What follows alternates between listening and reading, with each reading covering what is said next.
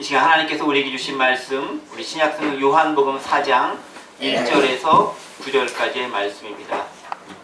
우리 좋아요는 한 번씩 교독하시고 제가 먼저 1절 봉독하고 함께 9절 봉독하겠습니다.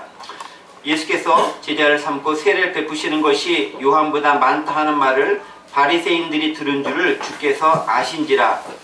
주께서 친히 세례를 베푸신 것이 아니요 제자들에게 베푼 것이라. 유대를 떠나사 다시 갈릴리로 가실새 사마리아에 있는 수가라는 동네에 이르시니 야곱의 그 아들 요셉에게 준 땅이 가깝고 거기도 야곱의 우물이 있더라. 예수께서 길 가시다가 일어나여 우물 곁에 그대로 앉으시니 때가 6시쯤 되었더라. 사마리아 여자 한 사람이 물을 기르러 왔음에 예수께서 물을 좀 달라 하시니 이는 제자들이 먹을 것을 사러 그 동네에 들어갔습니다. 사마리아 여자가 이르되 당신은 유대인으로서 어찌하여 사마리아 여자인 나에게 물을 달라 하나이까 하니 이는 유대인이 사마리아인과 상종하지 아니함이러라. 아멘. 네. 오늘 왜 사마리아 여인인가 라는 주제를 가지고 함께 말씀 은혜를 나누도록 하겠습니다. 지금부터 한 30년쯤 전에 한국이 전 세계의 그 위상과 그 존재감을 알린 그런 위대한 사건이 하나 있었는데 그게 뭐냐면 88년 서울 올림픽이 일어났던 사건입니다. 그때쯤에서 여기 계신 분들 중에서 이제 태어나신 지 얼마 안 되신 분도 계실 거고 또 이제 한참 살아서 이렇게 활동한 장을 보신 분도 계시리라 믿습니다. 사실 군사 독재 시대에 국민들의 관심을 다른 곳에 돌리기 위해서 사실 올림픽을 우리가 개최하기로 했고 또 극적으로 올림픽 개최되기도 했지만 결과적으로 88년 그 서울 올림픽은 우리나라가 세계에 이런 나라가 있습니다. 열심히 살고 있습니다. 나는 괜찮습니다. 라는 것을 보여줄 수 있는 좋은 기회가 되었고 또 그것을 통해서 우리나라가 전 세계에 도약할 수 있는 그런 계기가 되었던 것 분명한 사실입니다. 바로 그 서울 올림픽의 공식 주제가로 사용된 곡이 하나 있는데 여러분 그 그룹 코리아나라는 그 그룹이 부른 그 손에 손잡고 핸드 인 핸드라는 곡입니다. 아시는 분 있으시죠? 모르시는 분은 아주 어렸을 때 이렇게 보신 거고 아시는 분들은 그 당시 살았기 때문에 아시는 분일 겁니다. 그 가사가 이래요. 하늘 높이 솟는불 우리의 가슴 고동치게 하네. 제가 노래를 잘 부르면 좋겠지만 안 돼서 일단 가사 한번 부르겠습니다. 이제 모두 다 일어나 영원히 함께 살아가야 할 길 손에 손잡고 벽을 넘어서 우리 사는 세상 더욱 살기 좋도록 손에 손잡고 벽을 넘어서 서로 사랑하는 한마음 되자 손잡고 그리고 2절 넘어가서 어디서나 언제나 우리 가슴 불타게 하자 하늘 향해 팔 벌려 고요한 아침 밝혀주는 평화 누리자 손에 손잡고 벽을 넘어서 우리 사는 세상 더욱 살기 좋도록 손에 손잡고 벽을 넘어서 서로 사랑하는 한마음 되자 손잡고 라고 되어져 있습니다. 가사가 참 좋잖아요. 이렇게 손잡고 함께 벽을 넘어서 더불어 나아가자라고 하는 정말 좋은 가사고요. 가사 자체가 가만히 음미해보면 성경에 있는 말씀처럼 이렇게 은혜가 되기도 합니다. 좋은 말씀입니다. 그런데 제가 이 가사를 보면서 가장 이제 마음에 와닿았던 부분은 뭐냐면은 손에 손잡고 벽을 넘어서 라는 부분입니다. 많은 여러분들도 뭐 핸드 인 핸드가 이제 제목이기도 하니까 더더구나 그럴 텐데요. 당시 사회가 어떤 시대였냐면 80년대 시대가 아시겠지만 냉전 시대입니다. 그러니까 소련과 미국으로 양진영돼 가지고 이제 사회주의, 정확히 말하면 공산주의권과 이제 그 민주주의권을 나눠져서 극한 대립의 양상을 보여주시던 그 시대가 80년대였습니다. 그리고 그 당시 있어서 80년에는 모스크바에서 올림픽이 열렸고 84년도에는 LA에서 올림픽이 열렸습니다. 아실런지 모실런지 모르겠지만 그런데 80년에는 모스크바, 즉 소련에서 열렸기 때문에 미국 측을 대표한 사람들이 보이콧을 했어요. 그리고 84년에 LA에서 미국에서 열렸는데 소련을 대표한 그쪽 사람 동구권이 많이 또 보이콧을 해버렸어요. 그래가지고 두 번 다 반쪽짜리 올림픽이 돼버린 거예요. 그래서 88년 서울 올림픽에는 이게 화해와 평화를 지향하자라는 키치프레이즈 아래서 이게 냉전을 앓고 있는 동서 양측이 다 같이 참여할 수 있는 그런 화합의 장으로서의 올림픽이 마련되었습니다. 상당히 중요한 역사적인 의미를 가지고 있는 냉전 구도를 깨는 중요한 역할을 했었던 올림픽이 88년 서울 올림픽입니다. 그리고 그 즈음 88년 말고 한 해가 지나서 89년 11월에 또 역사적인 사건이 하나 벌어졌습니다. 무슨 일인지 아십니까? 89년도 역사적인 사건. 역시 냉전의 상징이었던 독일의 베를린 장벽이 89년 11월에 무너졌습니다. 그러니까 88년과 89년도 양 2년간에 걸쳐서 화해와 평화가 전 세계 가운데서 휘몰아치는 그런 간결적인 역사가 이 지구촌 가운데 있었던 그런 때였다라는 거죠. 벽을 넘고 벽을 무너뜨리는 역사적인 사건들이 80년대 말에 일어나기 시작합니다. 그런데 여러분 아시겠지만 장벽을 무너뜨리고 넘는 것, 이게 결코 쉬운 일이 아닙니다. 베를린 장벽만 해도 1961년도에 설치가 되었다가 거의 30년 가까이 시간이 흐른 다음에야 그 장벽이 무너질 수 있었습니다. 그나마도 독일 사람처럼 과거사 사죄하고 화합하기 위한 노력을 정말 애쓰고 노력하고 많이 했기 때문에 30년쯤 지나서 무너질 수 있었습니다. 그런데 그런 과정 가운데서 얼마나 많은 사람들의 수고와 애씀과 노력과 희생과 헌신이 그 안에 뒷받침되었겠습니까? 그게 있었기 때문에 그 장벽이, 상징적인 베를린 장벽이 무너질 수 있었다는 것입니다.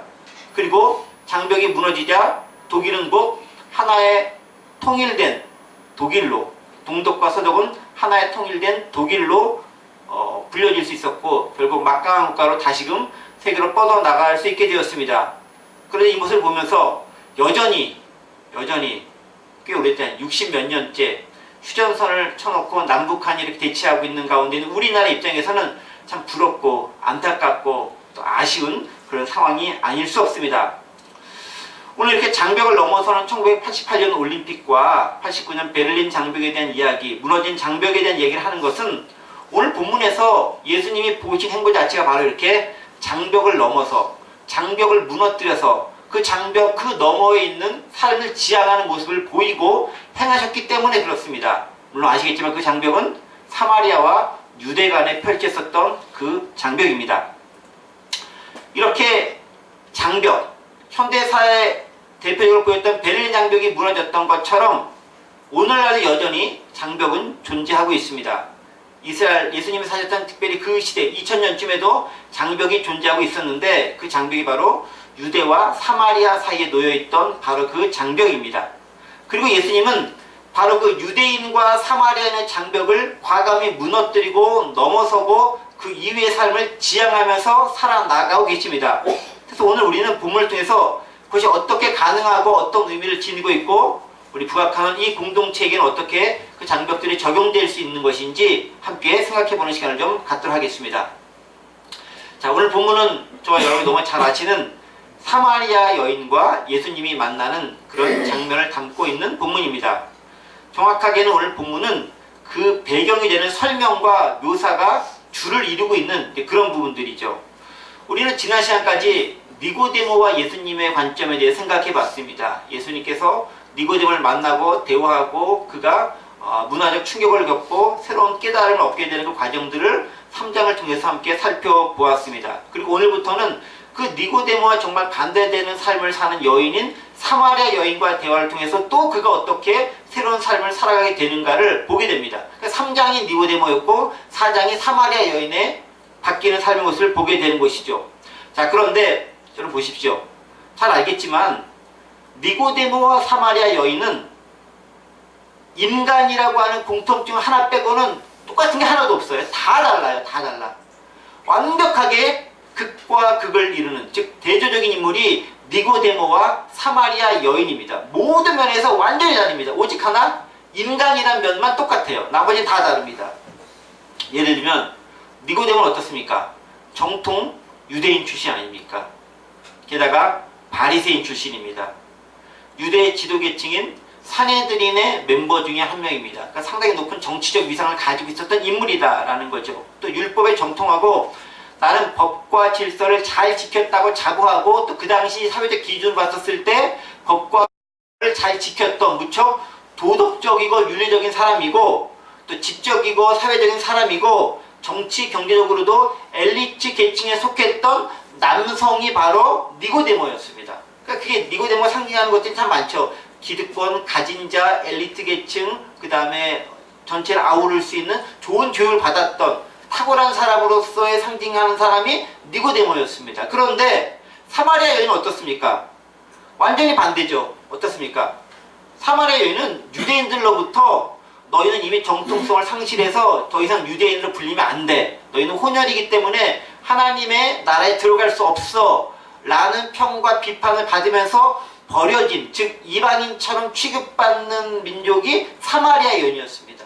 같은 지역에 살고 있는데 그 사마리아는 그 땅 때문에 아수르의 침략을 받아서 아수르의 혼합정책 때문에 어쩔 수 없이 외국으로 이주온 사람 혹은 이주해 가서 섞였기 때문에 너희는 정통 유대인이 아니다라는 그 비판을 받고 살아있던 사람들이 사마리아인이었다는 거죠. 사회적 상황이 멸시받는 계층이었습니다. 물론 자기네 민족끼리는 그렇지 않고 존중하며 살았겠지만 그들을 바라보면 다른 유대인들의 입장에서는 사마리아인은 상종할 필요가 없는 이방인들과 하등 다를 것이 없는 존재가 사마리아인이었습니다. 게다가 사마리아 여인은 어떻습니까? 그게 사마리아 사람들인데 사마리아 여인, 이 여인은 어떻습니까? 변변을 할 꼴도 없었겠죠. 별로 그렇게 예의를 갖춘 그렇게 좀 교양이 있는 그런 여인도 아닙니다. 권력도 당연히 없습니다. 윤리나 도덕적으로 봤을 때 상당히 그 당시에 부도덕하다고 여겨졌던 사람입니다. 결혼 5번 했는데 다 실패했고 지금 6번째 남자와 더불어서 동거하며 살고 있는 여인이 사마리아 여인인 것을 우리는 알고 있습니다. 그러니까 칭찬받을 만한 한 군데도 없는 거죠. 게다가 여인이에요. 니고데모는 남성이고 사마리아 사람은 여인입니다. 완전 대비된 인물이라는 거죠. 이렇게 완전히 상반되는 두 계층의 대표적인 인물과 예수님은 대화를 나누고 계신 거예요. 그런데 대화 내용이 뭔지 아십니까? 3장이나 4장이나 다 보면은 하나같이 구원과 복음과 예배와 그런 것에 관련된 거 상당히 핵심적인 내용을 가지고 얘기하는 거예요. 어떻게 하면 구원받는가? 어떻게 하면 하나의 진짜 만남을 가질 수 있는가? 어떻게 하면 복음을 듣고 그 안에서 건강 얻을 수 있는 이 얘기를 지금 니고데모나 사마리아인이나 똑같이 얘기를 하고 있는 거예요. 예수님은 니고데모와 그리고 사마리아인과 똑같이 이야기를 하고 있는 거예요. 아마 니고데모는 유대 지역에서 얘기했을 것이고 사마리아인은 당연히 사마리아 땅에 가셔서 이야기를 하셨겠죠. 즉 다르게 상반되는 지역에 가셔서 다른 대표적인 인물들과 이야기를 나누고 계신다라는 것입니다. 재미있죠. 근데 니고데모와 예수님의 만남, 사마리아 예수님 만나면 또 한 가지 재미있는 것이 있어요. 여러분 니고데모는 예수님 만나면서 언제 왔죠? 사회적 대표적인 사람인데 낮에 안 오고 밤에 찾아옵니다. 여기 역설이 하나 발생하죠. 근데 사마리아 여인은 사회적으로 이렇게 멸시받고 천대받는 여인인데 언제 만나러 오죠? 밤에 몰래 올 것 같은데 낮에 예수님 만나러 오세요. 니고데모는 본인이 예수를 찾아오는 거고 사마리아 여인은 예수님이 그 여인을 찾으러 낮에 가신다라는 겁니다. 상당히 다르게 이렇게 전개되고 있는 것이 보이는 거죠. 차이점 한 가지 있죠. 둘 다 눈을 피해서 다녔다. 니고데모는 사람들의 눈을 피해 밤에, 그리고 사마리아 역시 햇볕 쨍쨍 내리쬐는 한낮에 사람들이 안 다닐 거지. 낮잠 자는 시간에 나올 수밖에 없었던, 밤이라 여자는 아예 못 다니니까 그나마 나올 수 있는 낮에 나올 수밖에 없었던 그런 공통점이 있을 따름입니다. 그런데 예수님은 바로 이렇게 완전히 상반되는 두 인물을 3장과 4장에서 연이어 만나시면서 대화를 나눕니다. 그리고 그 대화의 초점도 구원과 복음에 대한 것으로 집중됩니다. 다분히 의도적이라는 거죠. 일부러 그렇게 하신 거죠. 3장에서는 니고데모, 4장에서는 사마리아 여인. 이것을 편집한 요한이라는 분이 이렇게 요한복음 기록해서 이분이 이렇게 의도적으로 편집해 썼을 수도 있겠지만 어쨌든 의도되고 계획적인 그런 만남이 이 가운데 있었다라는 것입니다. 자, 이게 오늘 우선 우리들에게 무엇을 전해줄까요? 가장 기본적으로 이런 거죠. 예수님 앞에서 누구도 나 스스로 구원받을 만큼 잘났다, 의롭다는 사람 없다는 것하고 반대로 누구도 구원받지 못할 만큼 심각한 죄를 지은 죄인도 없다는 것을 동시에 드러내는 거예요. 나 잘났다라고 얘기하는 바리새인도 예수님 딱 만나니까 잘난 게 없네. 너 건너되면 꽝이야. 라는 핀잔의 말씀 드려야 되는 거고요. 나는 죄인이기 때문에 상대조차 할 수 없는 그런 천한 존재입니다. 라고 생각하는 사마리아 여인 예수를 만났지만 예수님은 그녀에게 너 역시 구원의 길을 들을 수 있다라고 희망을 주는 그런 대화 내용이 오간다라는 거예요. 그러니까 우리가 이 세상에 살고 있으면서 우리는 사회적으로, 경제적으로, 정치적으로, 이념적, 사상적, 그리고 신분적 여러 가지 걸 가지고 나누고 분류하고 클래시파이를 많이 하고 있지만 예수님 보시기에는 다 필요 없다라는 거예요. 네가 아무리 잘났어도 내 앞에 보면 죄인인 거고, 네가 아무리 죄인이어도 내 앞에 보면 한 긍휼히 구원을 받을 만한 그런 나의 도움을 필요로 하는 사람이 틀림없다라는 것이 예수님 앞에서 우리 모두의 동일한 정체성이라는 거예요. 조금 더 많이 배웠다고, 조금 더 많이 가졌다고, 조금 더 잘생겼다고, 뭐 조금 더 뭐 좋은 배경이 있다고 더 천국 가는 거 아니고 덜 천국 가는 거 아니다라는 거죠. 예수님 앞에서는 모두 똑같다라는 거예요. 그죠? 하나님 앞에서는 모두 동일하게 구원을 필요로 하는, 솔직히 얘기하면 죄인에 불과하다라는 거예요. 그러니까 우리는 도토리 키재기 하고 있는 거죠. 여기서 잘났다 하면서 막 이렇게 하고 있지만 하나님 보시기에는 그놈이네 이렇게 되는 거죠. 이렇게 되는 거. 제가 종종 얘기하지만 저기 그 높은 곳에 올라가서 딱 내려다보면은 키 큰, 뭐 내가 너보다 5cm가 크니 3cm가 크니 막 싸우고 있지만 꼭대기 올라 딱 보면은 다 똑같이 난쟁이로 보이는 거, 그 모습이라는 거죠. 하나님께서 우리를 보는 모습은 그렇게 모두 다 은혜를 필요로 하고 있는 존재로 보신다라는 거예요. 그 자각을 우리가 가지고 있어야 되는 거예요. 사회적 내 신분이 어떠하든 간에 상관없이 나는 하나님의 은혜를 필요로 하고 있는 존재다라는, 이 자각이 있어야 하나님의 은혜도 받고 하나님의 도움도 받고 하나님으로부터 많은 것들을 경험하며 체험하며 놀라운 삶을 살아갈 수 있습니다. 감격의 삶을 살아갈 수 있고요. 더불어서 감사의 삶을 살아갈 수 있습니다. 그것은 내가 가진 사회적 지위와 무관하다라는 것입니다. 그리고 궁극적으로 우리는 그리스도를 믿음으로만 구원의 자리에 동참할 수 있습니다. 자, 이렇게 예수님은 오늘 본문에서 사마리아 여인을 만나러 가십니다. 그런데 어디로 가실까요? 우리 본문 1절부터 3절까지 말씀 함께 좀 보도록 하겠습니다. 본문 1절, 2절, 3절 같이 한번 읽어보겠습니다. 시작! 예수께서 제자를 삼고 세를 베푸시는 것이 요한보다 많다는 말을 바리새인들이 주는들을 주께서 아신지라.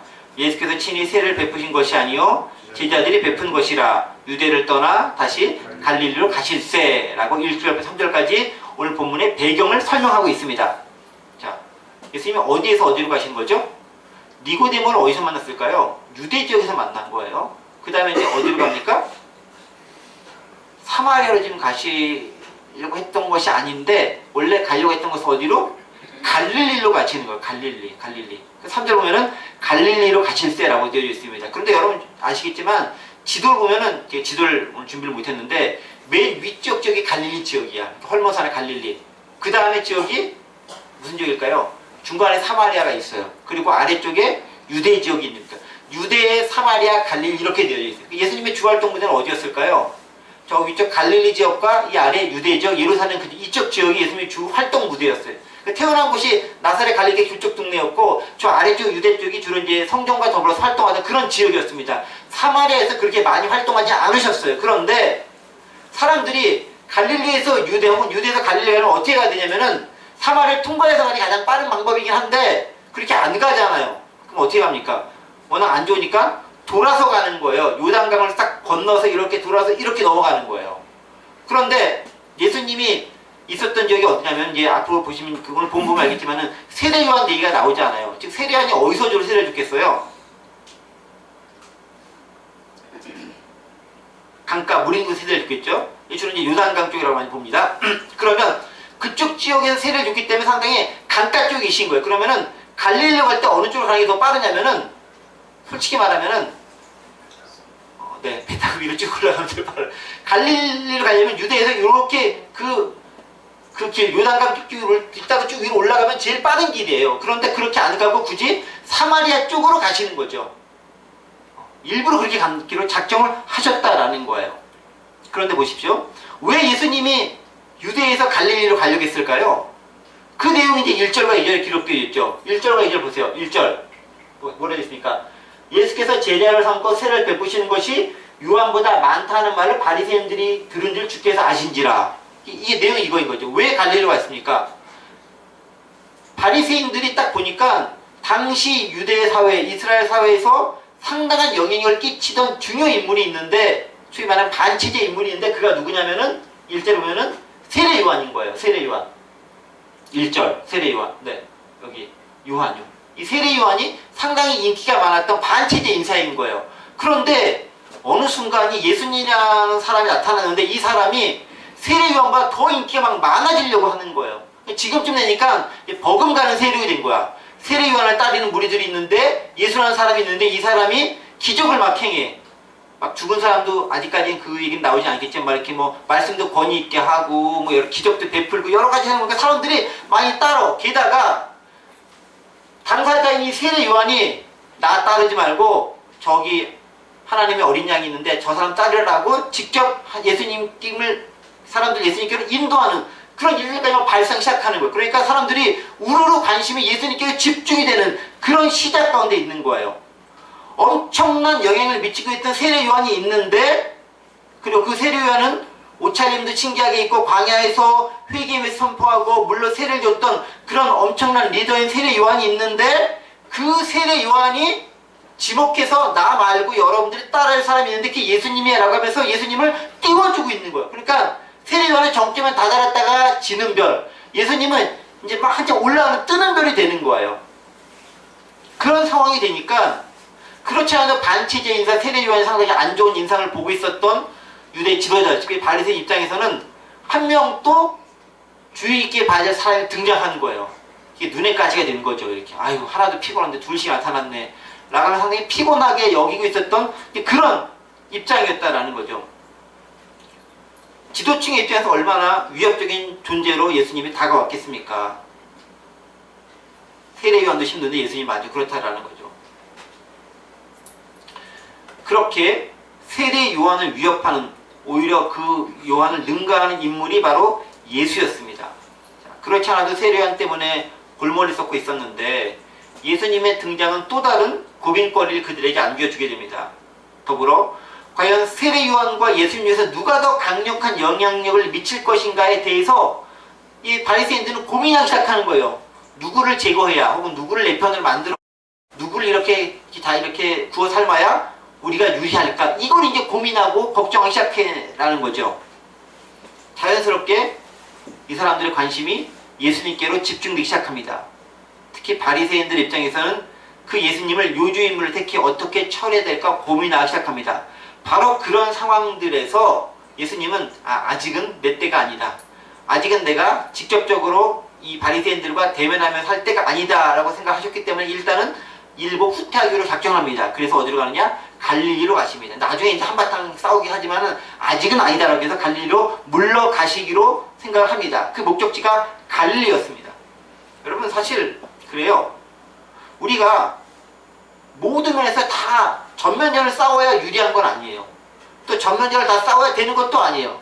예수님도 가보면은 싸우실 땐 싸웠지만 한 발 양보하실 때는 많이 피하신 적도 있습니다. 이런 걸 비해서 초기에는 일부러 이렇게 대결 양상과 대결 구도를 만들지 않으시고 본인이 많이 피해 다니셨어요. 또 제자들에게도 내가 이렇게 한 거 알리지 마. 조용히 하고 있어. 아직은 때가 아니야. 아직 소문내지 마. 이렇게 얘기하면서 자신의 존재를 막 사람들에게 드러내고 특별히 유대 지도자들과 완전한 대립각을 세우는 데서 상당히 주의를 기울였다는 것을 발견할 수 있습니다. 여러분 우리도 마찬가지예요.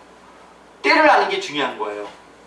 내가 나설 땐지 조금 물러설 땐지 한 박자 쉬어갈 땐지 아니면 좀 잠잠히 있을 땐지 아니면은 냅다 싸워서 나를 따르라고 돌격할 때인지 때를 아는 게 필요합니다. 근데 때는 어떻게 알죠? 하나님께서 가르쳐줘야 하는 거예요. 그 때가 카이로스의 때가 있고 크로노스의 때가 있잖아요. 크로노스의 역사에 흐르는 때니까 그냥 삶을 살아가면 되는데 카이로스의 때는 소위 말해서 말씀과 우리에게 주시는 직관을 통해서 많이 알 수 있다라는 거예요. 그럼 그때 그것을 알 수 있는 것은 민감한 영적 그 민감성이 있어야 그때를 제대로 분간할 수 있는 거예요. 그 분간성을 갖기 위해서 우리는 기도하는 것이 필요하고 그 민감성을 갖기 위해서 우리 하나님의 관계를 꾸준히 유지하는 게 필요합니다. 그것이 되어지면 하나님께서 내게 무엇이라 말씀하시는지 나가야 되는지 서야 되는지 뒤로 물러서야 되는지를 알 수 있게 된다는 거죠. 물론 말씀에 뒷받침돼서 우리가 움직여야 됩니다. 예수님도 바로 그렇게 행하셨다라는 것입니다. 자, 그런데 그렇게 해서 예수님께서 이제 그 갈릴리로 가시기로 했습니다. 그런데 갈릴리로 갈 때 어떻게 가면 가장 좋다고요? 세례요한 근처에 있었다고 가정한다면은 그쪽 따라서 위로 쭉 올라가면 빠를 것인데 글로 안 가고 어디로 가고 갑자기 사마리아 쪽으로 돌아서 가겠다라는 거예요. 여러분 4절, 5절, 6절 보겠습니다. 4절 먼저 4절. 사마리아를 통과하여야 하겠는지라라고 되어 있습니다. 여러분 영어 성경을 보세요. 여기 Now we had to go through Samaria라고 되어 있습니다. 여기 had to라고 되어 있어요. had to. 과거형이긴 하지만은 had to. 반드시 그렇게 하겠다라는, 해야만 했다는 당위성이 이 안에 표현되어 있는 거예요. 예수님께서 나는 꼭 그렇게 하겠다라는 거예요. 어쩔 수 없이 사마리아에 가겠다는 게 아니라 나는 반드시 사마리아를 통해서 가겠다. 지도 나왔었네. 아까 잘 찾았네. 네. 근데 그 지도가 지도 맞는 건 모르겠는데 이게 위쪽 지역, 여기가 이제 그 갈릴리 지역이고요. 여기가 이제 그 사마리아 지역이고 여기가 이제 유대 지역이에요. 구약 지도이기 때문에 나타나지 않는데 여기가 갈릴리, 아까 사마리아, 유대 이런 지역입니다. 여기 따라 이렇게 싹 가면 이게 요단강인데 없었던 지도를 찾아냈어요 지금. 이게 요단강인데 여기 이렇게 타고 가면 되는데 이렇게 돌아서 가려고 사마리아 쪽에 가려고 하는 거죠. 원래는 요거 따라 이렇게 딱 가면 더 빨리 갈 수 있는 건데 갈릴리 지역이니까 그렇게 그렇습니다. 그래서 어쨌든 예수님께서는 굳이 사마리아를 통해서 가겠다라는 거예요. 왜 그랬을까요? 이유가 있는 거죠. 목적이 있는 거죠. 이 have to라는 동사, had to라는 과거형 동사가 의도하는 바가 있는 거죠. 굳이 그렇게 가겠다라는 겁니다. 무슨 목적이 있겠습니까? 가장 첫 번째 목적은 그거예요. 사마리아 여인을 만나기 위해서인 거죠. 우리가 잘 아는 것처럼, 뒷부분에 나오는 것처럼. 그래서 사마리아에 만나고 거기서 그 여기가 긴 대화를 나누잖아요. 상당한 분량의 대화를 나누지 않습니까? 복음의 정수가 그 안에 들어있는 그 대화를 나누고 어떻게 예배해야 되는지도 그 안에 나옵니다. 중요한 대화를 나누기 위해서 사마리아를 굳이 통과해 갑니다. 두 번째는 뭐겠습니까? 그것도 복음이 필요로 한 지역이기 때문에 그렇다는 거예요. 사마리아는요, 일종의 아까 지도 보시겠지만 불모지예요. 무슨 불모지? 복음의 불모지인 거예요. 유대인의 입장에서 사마리아 상종하면 안 되는 땅이에요. 가면 안 되는 땅이에요. 여러분 나중에 그 몇 절입니까? 9절 말씀.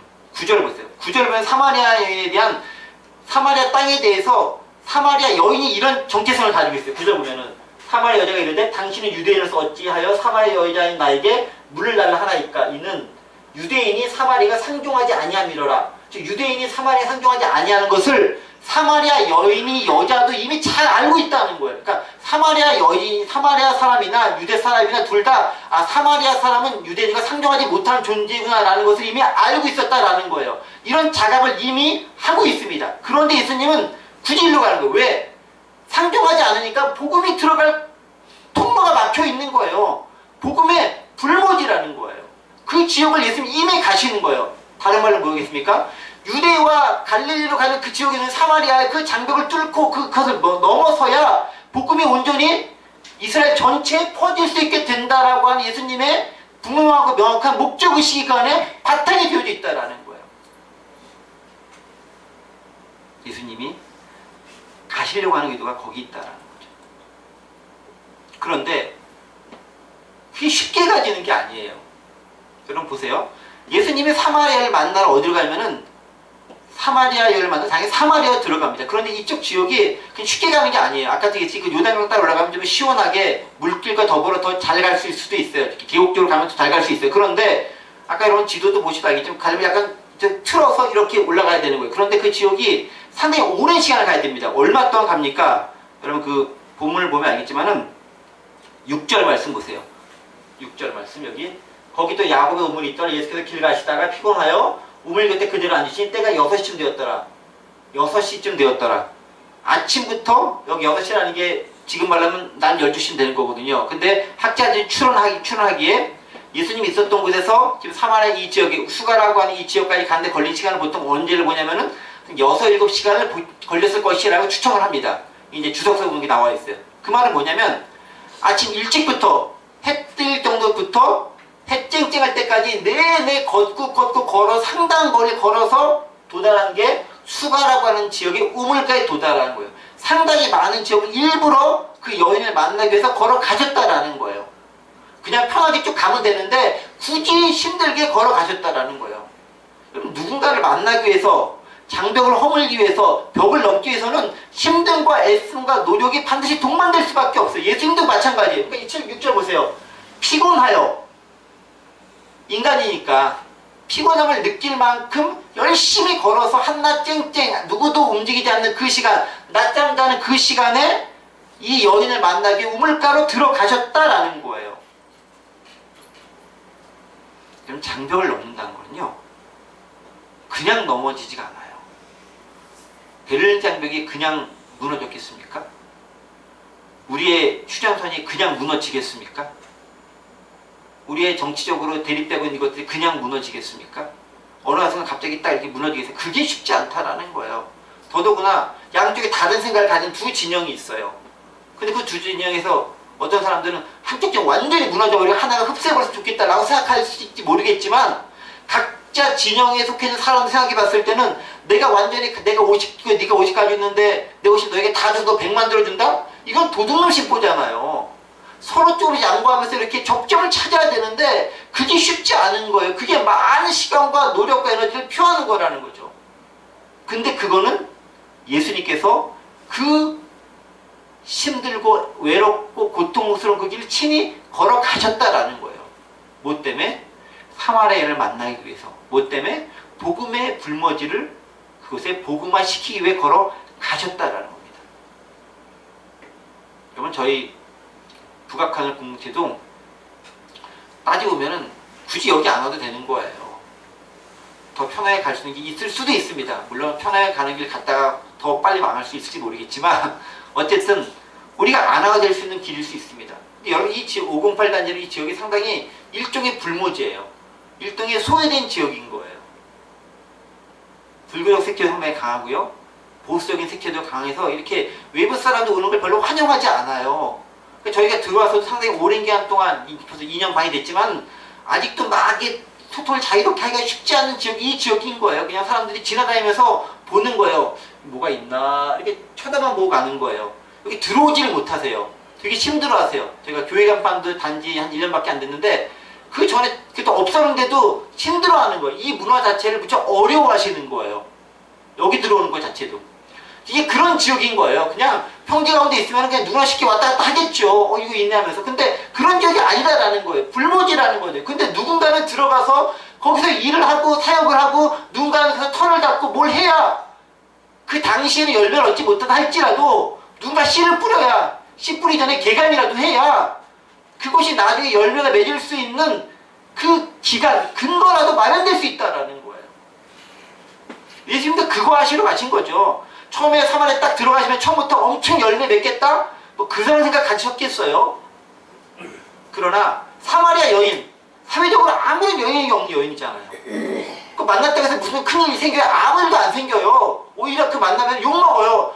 율법적으로 지탄받는 여인 만났네? 왜 저 여인 만났어? 너 잘못된 거지라고 오히려 욕먹고 비판받기 딱 좋은 그런 행동이라는 겁니다. 그럼에도 불구하고 가는 거예요. 왜? 그게 땅을 가는 행위이기 때문에. 그게 씨를 뿌리는 거기 때문에 가는 거예요. 그게 필요하다는 거죠. 그게 없으면 사마리아는 열리지 않는 거예요. 저희도 그런 생각을 가지고 들어와 있는 거죠. 어떻게 보면 미친 척하고 그냥 쏟아붓는 거 아닙니까? 여기서 뭐 장사가 얼마나 되겠습니까? 어떻게 먹고 살겠습니까? 생각하면 답답한 거죠. 그래도 답답하지 않게 살고 있습니다. 그게 은혜로 살아가는 거죠. 그게 씨앗을 품고 있는 사람의 가진 놀라운 능력이에요. 왜? 씨앗은 가능성이 있잖아요. 복음은 씨앗인 거잖아요. 예수님이 왜 천국 비유할 때 항상 씨 뿌리는 비유를 합니까? 천국은 씨앗이고 가능성이기 때문에 그렇다라는 것입니다. 그런데 그 사마리아 지역은 뭐냐면은 장벽이에요. 불모지예요. 넘어야 되고 개간해야 되고 극복해야 될 게 많다라는 말입니다. 그래서 어떻게 극복하겠습니까? 첫 번째는요, 관심이 있어야 되는 거예요. 장벽 넘어 사람들에게 관심이 있어야 되는 거예요. 예수님은 사마리아 여인에게 관심이 있는 거예요. 어떤 관심이 있습니까? 사마리아 여인이 거기 있는 걸 알고 그 여인이 올 걸 미리 아시고 가서 대기하고 계시는 거예요. 여러분 참 재밌지 않습니까? 예수님이 미리 가가지고 대기하고 기다리고 계셨다라는 거예요. 여러분 보세요. 6절 보세요. 거기 또 야고보분이 있더라. 예수께서 길 가시다가 피곤해 오늘 곁에 그들 앉으시니 때가 6시 되었더라. 7절 앉아있습니다. 사마리아 한 사람이 물을 길어 왔음에 예수께서 물을 달라 하시니, 사마리아 여인이 있는데 예수님이 간 게 아니라 예수님이 먼저 가서 사마리아 여인을 기다리고 있는 거예요. 그럼 이게 보이십니까? 이걸 발견해야 돼요. 사마리아 여인이 언제 올지 몰라 사실은. 근데 미리 가서 그 뜨거운데 12시쯤 되는, 지금 우리 시간 12시쯤 되는데 가서 기다리고 있는 거예요. 그러니까 그 사마리아 여인이 물 길러 왔다가 예수님을 뒤로 가서 거기서 만나는 거예요. 불모지는요, 먼저 가서 기다리는 작업이 있어야 되는 거예요. 이게 없으면 만남이 이루어지지 않는 거예요. 물론 준비된 이런 여인 같은 사람이 있었겠죠. 그런 정확하게 그때 만난 그때는 예수님께서 먼저 가서 기다리셨다라는 거예요. 그런데 왜 기다리셨겠습니까? 관심이 있기 때문에 기다리는 거예요. 그 여인에 대해서, 사마리아 사람들에서, 복음을 알아야 될 그 사람들에서 지대한 관심을 가지고 있습니다. 그 예수님 이미 다 알고 있어요. 어떻게 이 여인이 어떤 상황인지, 왜 12시쯤 돼서야 비로소 나올 수 있는지, 무슨 문제가 있는지 예수님 이미 알고 있습니다. 우리 이 얘기 스토리 다 알고 있잖아요. 알고 있다라는 거죠. 관심 있기 때문에 알고 있습니다. 그런데 관심 갖고 알고 있다고 문제 해결되지 않아요. 왜? 장벽이 많습니다. 어떤 장벽이 있습니까? 사회적 장벽이 있어요. 신분이 달라요. 유대인이냐, 사마리아인이냐, 정통 유대 출신이냐, 혼혈 민족. 이 사회적 차이가 엄청 큰 거예요. 물리적 거리도 있지 않습니까? 유대 지역만 있으면 되는데 굳이 사마리아까지 땀 뻘뻘 흘리면서 열심히 쫓아가야 되는 거예요. 누가 좋아하지도 않은데. 물리적 거리도 있습니다. 심리적 거리도 있어요. 거기까지 꼭 가야 돼? 안 가도 되는데. 게다가 성별에 대한 거리도 있어요. 남성이 여성을 만나? 쉽지 않은 거잖아요. 그런 모든 것들을 극복하고 넘어서야 되는 그 부분들이 존재한다라는 거예요. 그 장벽이 존재한다는 거예요. 그 장벽을 넘어서는 게 복음을 가진 사람이 마땅히 해야 될 일이라는 겁니다. 그게 예수님께서 오늘 본문에서 우리에게 배경을 통해 보여주는 그 장면이라는 거죠. 어떤 복음의 내용인가 하는 게 다음 시간에 나오겠지만, 그것을 하기 위해서 예수님은 최소한 장벽을 지나가려는, 뚫으려는, 무너뜨리는, 넘어가려는 그 애쓰는 노력이 보였고, 그 노력이 오늘 이 시대를 살아가는 우리에게 역시 동일하게 적용되어야 된다는 겁니다. 그것이 우리에게 적용하면은 이제 508단지가 되는 거예요. 이쪽 지역이. 장벽을 넘어서기 위해서, 벽을 허물기 위해서, 벽을 저쪽 돌아가는 게 아니라 맞닥뜨려서 그 허물고 하나 되어 가기 위해서 우리는 이곳에 존재하고 있다는 것입니다. 근데 그게 어렵잖아요.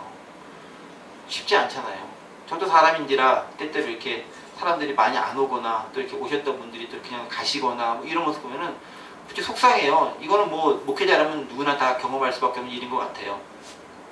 경제적으로 많이 궁핍해서 쪼드는 것 힘든 것 있겠지만 사실 더 힘든 건 뭐냐면 사람이죠. 사람. 한 명의 사람이 얼마나 귀하고 아름답습니까? 그런 부분들이죠. 그렇게 더불어 살아가서 만들어가서 공동체를 만들어가는 게 사실 우리가 이곳에 존재하는 목적이고, 그 큰 열매를 맺는지 않는다 할지라도 땅을 갈고 씨를 뿌린 것까지는 하자라는, 그게 우리가 이곳에 살아가고 존재하는 목적이라는 것입니다. 말씀을 정리합니다.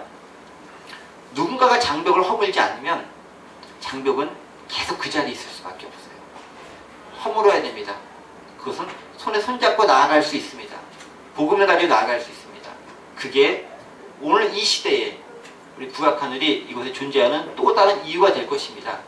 그 목적과 정체성을 가지고 함께 살아갈 수 있는 저와 여러분들 되시기를 간절히 원합니다.